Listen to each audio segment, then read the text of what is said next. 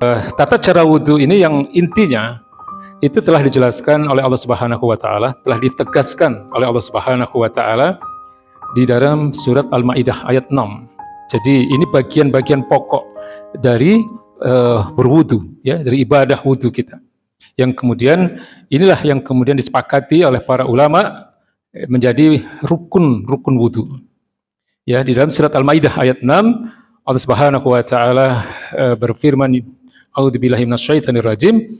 Ya ayyuhalladzina amanu idza kuntum ilas shalah faghsilu wujuhakum wa aydiyakum ilal marafiq wamsahu biru'usikum wa arjulakum ilal ka'baini. Wahai orang-orang beriman, ya, idza kuntum ilas shalah, jika kamu hendak melaksanakan salat, faghsilu wujuhakum, maka basuhlah wajah kalian, satu wajah, ya, wa aydiyakum ilal marafiq, dan tangan kalian hingga sampai kepada siku, yang kedua, wamsahu biru'usikum, dan usaplah kepala kalian, ya. Lalu kemudian yang terakhir adalah wa arjulakum ilal ka'baini, dan kedua kakimu sampai kedua mata kaki. Jadi ini ada 4 bagian pokok dalam wudu yang menjadi rukun-rukun wudu yang telah disepakati oleh seluruh ulama. Ya, jadi kalau ada salah satu yang tidak dilaksanakan dari keempat rukun wudu ini, wudunya tidak sah. Ya, jadi di samping ada syarat-syarat wudu, ya, ada rukun-rukun wudu. Syarat wudu apa? Ya, sebagaimana yang kita pahami, ya, pertama jadi harus Islam, yang kedua harus akil balik. Ya, jadi kalau nggak Islam ya wudunya nggak sah. Atau belum akil balik, ya, belum mumayyiz, belum bisa membedakan mana yang baik dan mana yang buruk. Ya, masih anak-anak. Ya, mereka tidak diwajibkan berwudu sebenarnya, tetapi diajarkan bagaimana cara berwudu, ya, tetapi wudu mereka masih belum sah karena mereka belum mumayyiz. Mereka belum akil balik. Mereka belum mukallaf. Ya, belum terkena kewajiban-kewajiban syariat. Ya, lalu apa syarat yang lain? Airnya harus air yang halal. Ya, nggak boleh pakai air curian. Ya, nyuri dari meteran. PAM misalnya tidak boleh, ya. Jadi airnya harus dari air yang halal. Kemudian air yang suci dan mensucikan, ya. Jadi airnya harus suci dan mensucikan. Karena ada yang suci tapi tidak mensucikan, ya. Air teh, air kopi misalnya, ya, air minum yang berwarna, nah itu suci tapi tidak mensucikan, ya. Lalu kemudian harus tidak dalam keadaan berhadas besar. Ya, tidak sedang junub, tidak sedang haid bagi wanita, dan tidak sedang nifas, ya, bagi wanita. Artinya kalau hadas besar itu tidak bisa dibatalkan dengan berwudu, tapi dia harus mandi besar. Nah, ini syarat-syarat wudu, Pak. Nah, di samping syarat-syarat wudu ada rukun-rukun wudu. Nah, rukun-rukun wudu ini minimal, ya, kita bisa lihat di dalam surat Al-Maidah ayat 6 ini, Pak. Pertama adalah membasuh wajah. Kemudian yang kedua membasuh tangan sampai siku. Yang kedua adalah mengusap, ya, wamsahu biru'usikum, mengusap kepala.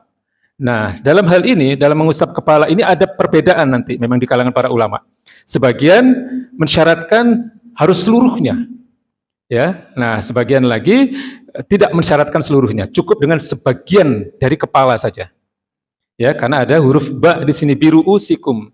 Ini namanya kalau dalam bahasa Arab disebut dengan harf jar lil ba'di, ya, harf jar yang menunjukkan sebagian. Ya, nanti kita akan jelaskan mengenai pendapat yang berbeda di antara kalangan ulama tentang hal ini, ya. Nah, tapi yang tidak diperselisihkan, tidak diperdebatkan adalah bahwa mengusap kepala adalah bagian dari rukun wudu. Yang terakhir adalah wa arjulakum ilal ka'baini, yaitu membasuh kedua kaki sampai kedua mata kaki. Ya, jadi ini 4 hal yang menjadi rukun wudu. Tidak ada ulama yang tidak menyepakati hal ini, ya. Nah, sebagaimana tadi saya katakan, sedikit ada perbedaan di bagian mengusap kepala tadi. Ya, yang paling minimalis, Pak, yang paling minimalis, ya, itu mazhab Hanafi. Ya, mazhab Hanafi itu menjadikan rukun wudu itu hanya dengan 4 hal ini. Pertama membasuh wajah, kedua membasuh tangan sampai siku, kedua kemudian mengusap kepala, lalu yang terakhir adalah membasuh kaki hingga mata kaki. Nah, mazhab Hanafi menjadikan niat itu sebagai bagian dari syarat wudu, bukan rukun wudu. Ya, jadi kurang lebih ya sebenarnya tidak jauh berbeda. Karena kalau nggak niat, ya tidak memenuhi syarat wudu juga. Cuman beliau menempatkan niat ini menjadi bagian dari syarat wudu. Ya, jadi adanya sebelum rangkaian ibadah wudu itu dilakukan. Ya, nanti berbeda dengan mazhab Syafi'i. Ya, jadi ini pertama Pak, mazhab Hanafi ya yang paling minimalis ya saya katakan. Jadi sesuai dengan ayat ini beliau menjadikan 4 hal ini sebagai rukun wudu. Ya. Nah, yang kedua mazhab Syafi'i. Ya, mazhab Syafi'i ada 6 rukun wudu, Pak. Ya, selain yang 4 tadi, ya membasuh wajah, membasuh tangan sampai sampai siku, kemudian mengusap kepala, lalu kemudian membasuh kaki hingga mata kaki, 4 ya. Imam Syafi'i atau mazhab Syafi'i menambahkan 2, yaitu yang pertama adalah niat, yang kedua tartib. Ya, kalau di mazhab Hanafi tadi tidak menjadikan tartib sebagai bagian dari rukun wudu.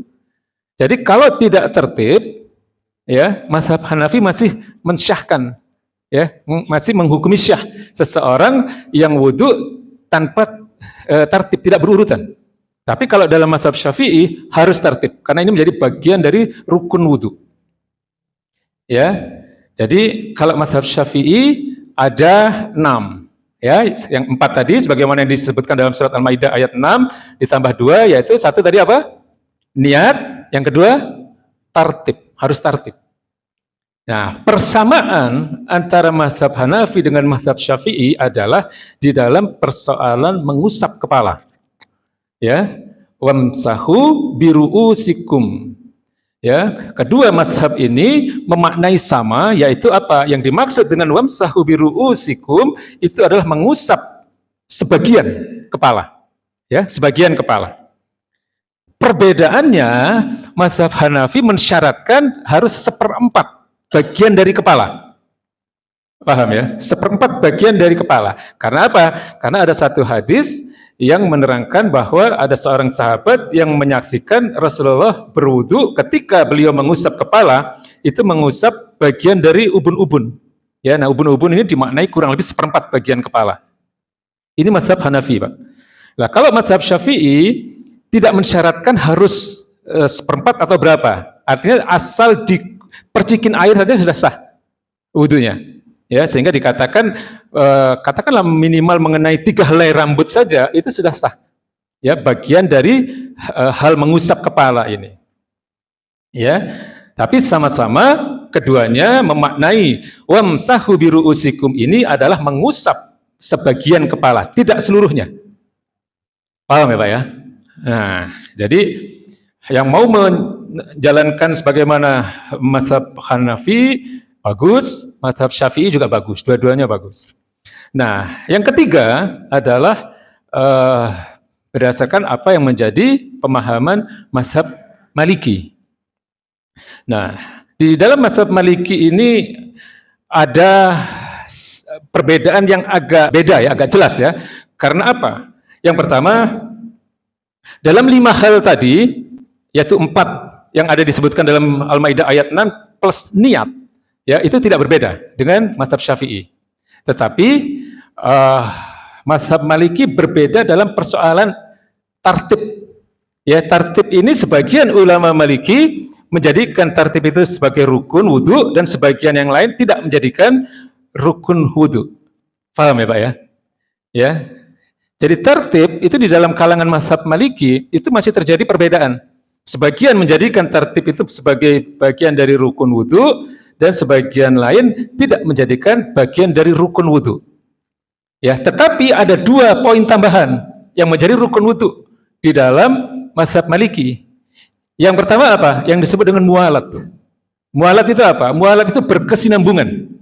Tidak boleh ada jeda dari satu gerakan ke gerakan yang lain, dari satu aktivitas ke aktivitas yang lain harus berkesinambungan. Tidak boleh ada jeda. Tidak boleh diselingi ngobrol. Tidak boleh diselingi katakanlah melakukan aktivitas yang lain, gitu ya.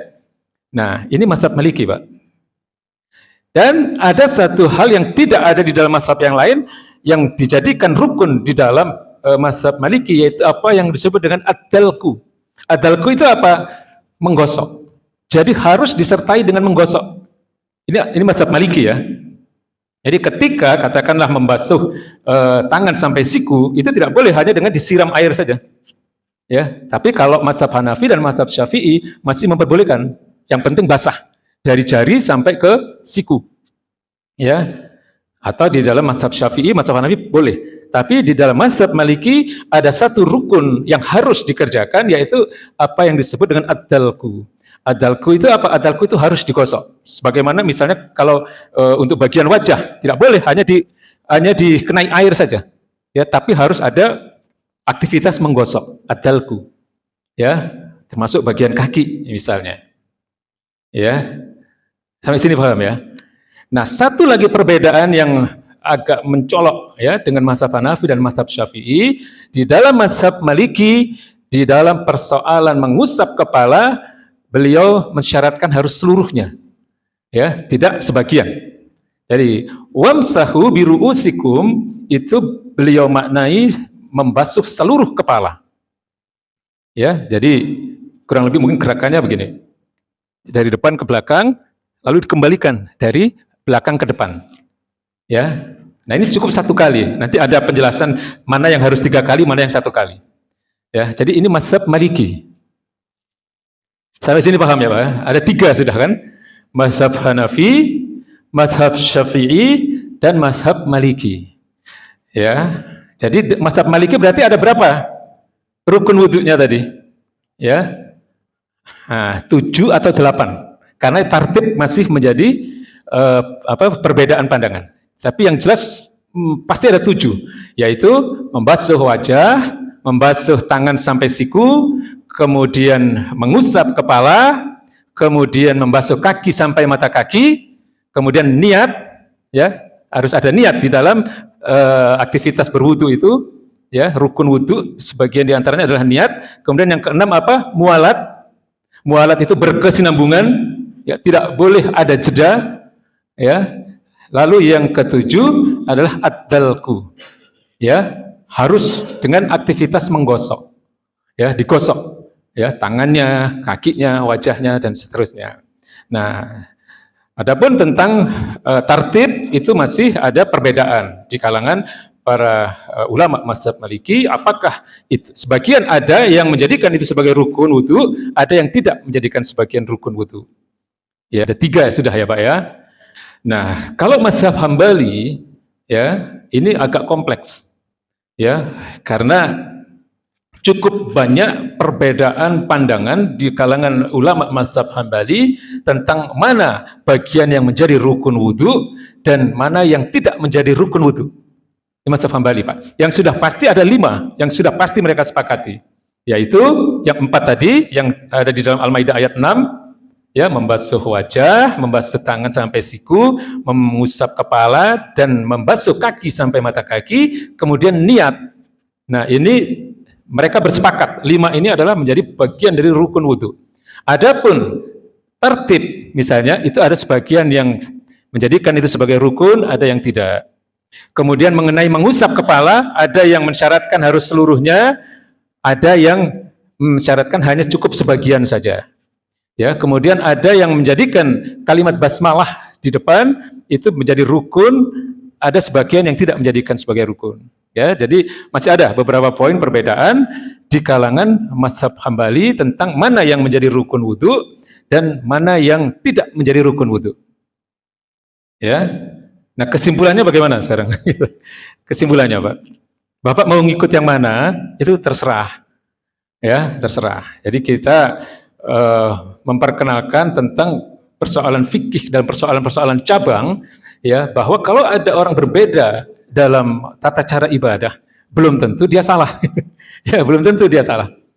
Ya, jadi bisa jadi yang kita lihat tadi, ya, dia sedang melaksanakan tata cara ibadah berdasarkan mazhab yang berbeda dengan mazhab kita.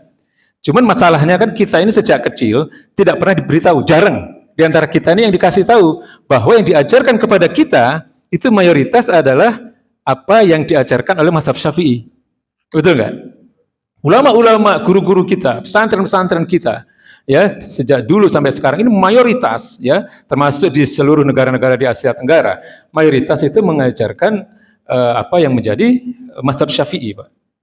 Ya, nah, lalu dengan berkembangnya zaman, ya dengan berkembangnya zaman banyak kemudian dari generasi-generasi penerus kita itu kemudian mereka menempuh pendidikan di Saudi misalnya, ya. Nah, padahal di Saudi itu mayoritas adalah mazhab Hambali. Ya, nah ketika balik ke sini ke Indonesia, mereka mempraktekkan mazhab Hambali. Nah, sementara di sana mungkin mereka juga tidak diberitahu ini mazhab Hambali gitu. Ada mazhab lain yang berbeda pendapat dalam persoalan-persoalan yang cabang. Ya, nah ini yang kemudian banyak menimbulkan persoalan di tengah-tengah masyarakat. Ya, jadi sering saya katakan bahwa dalam agama ini ada hal-hal yang kita tidak boleh berbeda dan ada hal-hal yang kita boleh berbeda. Paham ya? Nah, hanya yang menjadi masalah, yang sering menjadi masalah adalah kelompok orang atau ustadz yang merasa paling benar dalam hal-hal di mana kita boleh berbeda. Ini yang menjadi masalah, Pak. Paham nggak? Ini yang berbahaya, yang bisa menimbulkan gesekan di tengah-tengah umat. Ya, makanya insya Allah kalau di masjid ini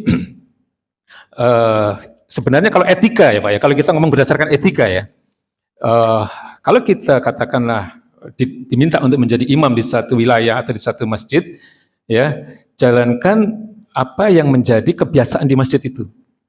Ya, kalau masjid itu biasa menerapkan Syafi'i, jalankan menurut Syafi'i. Yang penting kan intinya tidak berubah, tidak berbeda. Benar ya? Inti-inti ibadahnya tidak berbeda kan? Rukun-rukun ibadahnya tidak berbeda. Kalau yang biasa kunut, baca kunut misalnya. Saya kalau diminta mimpin salat subuh, bahkan kadang diminta ngisi kajian subuh gitu ya. Di masjid yang biasa kunut, saya baca kunut. Kemudian doanya saya baca jahar gitu. Karena saya yakin pasti insya Allah kebiasaan di situ seperti itu. Atau kadang saya memastikan pada DKM-nya. Ya, biasanya pakai kunut nggak mas? Biasanya gitu. Doanya dijaharkan nggak? Gitu. Nggak apa-apa, ya karena ini menjadi bagian dari perbedaan yang diperbolehkan. Ya, nah itu etika. Tetapi saya sudah sering menanamkan pada bapak-bapak bahwa perbedaan tata cara ibadah dalam persoalan yang furu itu biasa. Jadi kalau sewaktu-waktu ada imam dari luar yang berbeda tata cara ibadahnya, yang katakanlah tidak sama dengan kita, katakanlah beliau datang ke sini menjadi imam membaca kunut, misalnya, ya atau kadang kalau di sholat tarawih, ya di bagian witirnya baca kunut, ya itu tidak masalah, ya tidak usah kemudian menjadi satu persoalan, ya karena itu semua ada dalil-dalil yang bersumberkan dari para ulama-ulama salafus saleh. Ya Imam Syafi'i beliau mensunahkan membaca kunut di dalam salat subuh, ya sunnah, ya tidak wajib. Tetapi artinya apa? Kalau tidak dibaca juga nggak apa-apa sebenarnya. Tapi kalau kebiasaan membaca kunut tidak apa-apa. Ya, kebiasaan tidak membaca kunut ya tidak apa-apa. Gitu. Tapi intinya adalah rukun-rukun sholat terpenuhi. Demikian juga dengan rukun wudhu. Ya, yang penting rukun-rukun wudhu terpenuhi. Syarat sahnya dan rukun-rukun wudhu terpenuhi, insya Allah wudhunya sah. Ya, Bapak mau menerapkan mazhab Syafi'i misalnya dengan hanya membasahi cik gitu aja kan kepala ya, insya Allah sah. Ya, dan alhamdulillah mungkin dalam hati sekarang Bapak sudah tahu, oh ini ajaran mazhab Syafi'i gitu kan. Atau Bapak lebih mantap dengan apa yang diajarkan oleh mazhab Maliki, ya dengan membasuh seluruh kepala, ya dari depan ke belakang, kemudian kembali dari belakang ke depan.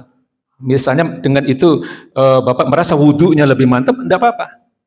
Ya, seperti yang saya katakan bahwa mencampur mazhab, ya itu kalau kita paham dan merupakan hasil dari tarjih, ya dari apa yang menjadi pendapat para ulama. Oh ini yang kuat, oh ini kok kayaknya kurang kuat misalnya berdasarkan pendapat para ulama, kan kita bisa melihat. Ya kalau itu sudah kita lakukan, yang namanya talfik atau mencampur mazhab itu tidak ada masalah. Ya, sebagaimana yang saya katakan bahwa mencampur mazhab itu kalau dengan proses tarjih, ya proses mencari mana yang lebih kuat itu tidak ada masalah. Ya, talfik atau mencampur mazhab yang dicela atau yang diharamkan lah katakan begitu oleh para ulama adalah talfik dengan tujuan mau enak-enaknya sendiri, ya, mencari pembenaran terhadap apa yang dia lakukan. Ya, jadi kira-kira 4 mazhab ini sudah bisa dipahami ya Pak ya, mengenai tata cara berwudu. Ya, mungkin kesimpulan yang bisa saya sampaikan ya tentang persoalan ini adalah ya, rukun wudu itu yang pasti minimal ada 4. Sebagaimana yang ditegaskan oleh Allah Subhanahu wa taala di dalam surat Al-Maidah ayat 6. Pertama apa? Faghsilu wujuhakum, membasuh wajah, wa aydiyakum ilal marafiq, membasuh tangan sampai siku, wamsahu biru'usikum, mengusap kepala, wa arjulakum ilal ka'baini, dan membasuh kaki sampai kepada mata kaki. Ini rukun wudu yang paling inti, dan inilah yang menjadi rukun wudu yang ditetapkan oleh mazhab Hanafi. Saya katakan tadi ini yang paling minimalis. Ya, artinya apa? Beliau menjadikan 4 hal ini menjadi rukun wudu, dan beliau menempatkan niat itu di syarat wudu, syarat sahnya wudu. Ya, itu mazhab Hanafi. Kemudian mazhab Syafi'i tadi ada berapa? 6. Ya, selain yang 4 tadi plus niat dan tartib. Ya, jadi niat ada di aktivitas kita berwudu karena dia menjadi rukun, bukan syarat. Ya, kemudian harus tartib, harus berurutan, tidak boleh lompat-lompat. Ya, kalau di dalam mazhab Hanafi tidak dijadikan sebagai rukun. Ya, tartib itu artinya hukumnya sunnah. Ya, artinya kalau tidak tartib masih sah wudunya. Ya, nah persamaan antara Hanafi dan Syafi'i apa? Ketika mereka memaknai wamsahu biru'usikum ini adalah mengusap sebagian kepala. Hanafi dan Syafi'i sama. Ya, sebagian kepala. Perbedaannya Hanafi memaknai sebagian kepala itu 1/4 dari bagian kepala, 1/4 dari seluruh kepala. Ya, karena ada hadis yang meriwayatkan bahwa Nabi pernah disaksikan oleh seorang sahabat ketika beliau mengusap kepala itu beliau mengusap bagian ubun-ubun, ya, yang dimaknai itu adalah 1/4 dari seluruh bagian kepala. Sementara mazhab Syafi'i tidak mensyaratkan harus 1/4 bagian kepala, tapi cukup dengan 3 helai rambut saja itu sudah dikatakan sah wudunya. Jadi cik gitu. Kalau mau Syafi'i tidak masalah begitu. Cuman beliau di dalam persoalan batalnya wudu paling ketat. Ya, ingat ya Pak ya. Paling ketat kan beliau kan. Bersentuh dengan wanita, ya, ada syahwat enggak ada syahwat batal wudunya. Nah, ini mazhab Syafi'i, Pak. Jadi memang begitu, ya. Perbedaan mereka itu di dalam satu hal ada yang longgar, di dalam hal yang lain mereka yang ketat di bagian itu gitu. Nah, kemudian mazhab Maliki. Ya, mazhab Maliki ada berapa tadi? Rukun wudu ya, 7 atau 8. 7 apa saja? Ya, pertama yang 4 tadi yang ada di dalam surat Al-Maidah ayat 6. Plus niat plus mualat. Mualat itu berkesinambungan. Kemudian ada satu lagi yaitu ad-dalku, harus dengan menggosok. Ada aktivitas menggosok. Ini mazhab Maliki, Pak. Jadi kalau tidak digosok, menurut mazhab Maliki wudunya tidak sah. Karena menggosok itu bagian dari rukun wudu menurut mazhab Maliki. Jadi kalau Bapak ingin lebih mantap, ya, untuk bagian ad-dalku ini nggak apa-apa digosok, Pak. Ya, rasanya ini lebih mantap nih mazhab Maliki, gitu kan? Ketika kita membasuh wajah, membasuh tangan, membasuh kaki, ya, ada aktivitas menggosok. Ya, jadi 7 ya tadi. Nah, untuk tartib itu sebagian ulama Maliki menjadikan tartib ini sebagai rukun wudu, ada sebagian lain yang tidak menjadikan sebagai rukun wudu. Jadi kalau ditanya rukun wudu menurut mazhab Maliki ada berapa? Ada yang menjawab 7, ada yang menjawab 8. Paham ya? Nah, lalu yang terakhir mazhab Hambali. Mazhab Hambali agak kompleks karena banyak poin-poin di mana mereka menyepakati satu hal sebagai rukun wudu dan di sisi lain ulama mazhab Hambali yang lain tidak menyepakati itu sebagai rukun wudu. Yang sudah pasti mereka sepakati sebagai rukun wudu ada 5.